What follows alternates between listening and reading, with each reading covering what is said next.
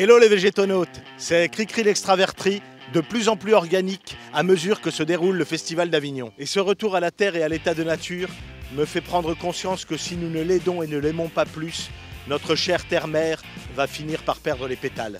Et ce ne sont pas les pleurs du mal que je suis qui suffiront à arroser toutes les fleurs du mal qui poussent à tort et à travers. Et ici, à Avignon, quelques heureuses initiatives permettent aux habitants et aux festivaliers de mieux s'accorder avec la nature.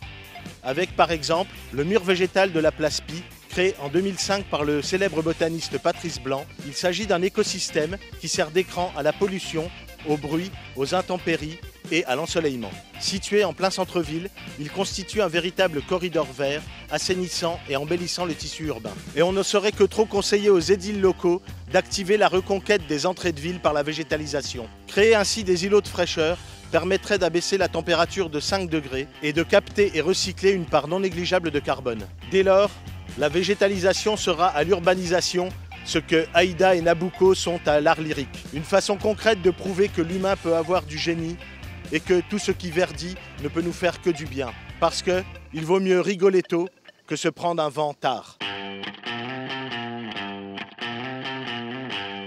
Le berger alla chercher un petit sac et déversa sur la table un tas de glands. Il se mit à les examiner l'un après l'autre avec beaucoup d'attention, séparant les bons des mauvais. Puis-je vous aider? C'est mon affaire. En effet, voyant le soin qu'il mettait à son travail, je n'insistais pas. Ce fut toute notre conversation. Quand il eut du côté un tas de glands assez gros, il les compta par paquet de 10.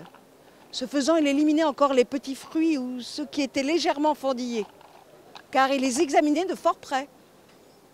Quand il eut devant lui une centaine de glands presque parfaits, il s'arrêta et nous allâmes nous coucher. Resalut les végétonautes.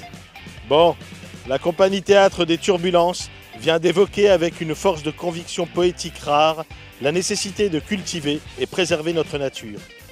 Son spectacle, L'homme qui plantait des arbres, qui joue à Présence Pasteur à 11h, est une fable humaniste qui se joue pour des spectateurs en mouvement. Cette métaphore écologique assumée nous rappelle que c'est par des petits gestes éco-responsables quotidiens que la patrie des droits de l'homme pourrait devenir la terre happy du tri. Et pour y parvenir plus aisément, je vous invite à pousser avec moi mon cri-cri de guerre. 1, 2, 3, le tri ça n'a pas de prix. 1, 2, 3, le tri ça n'a pas de prix.